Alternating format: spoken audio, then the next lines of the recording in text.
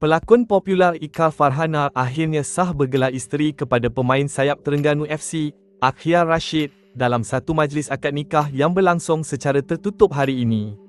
Majlis pernikahan yang diadakan sekitar pukul 10.12 pagi di Both House by the Lake, Ampang, Kuala Lumpur, disaksikan oleh ahli keluarga terdekat dan kenalan rapat pasangan tersebut.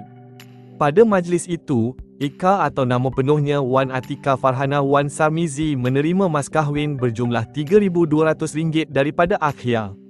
Menerusi beberapa hantaran yang dimuat naik di media sosial, Ika dilihat tampil anggun mengenakan busana pengantin serba putih, manakala Akhia segak berbaju Melayu sedondon.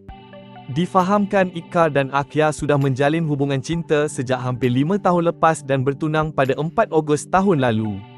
Majlis resepsi bakal diadakan dalam masa terdekat, namun tarikh dan lokasi masih belum didedahkan kepada umum. Tahniah diucapkan kepada Ika dan Akhia atas pernikahan mereka. Terima kasih kerana menonton. Kalau anda suka video ini, jangan lupa untuk like, share dan subscribe. Kita jumpa lagi dalam video akan datang.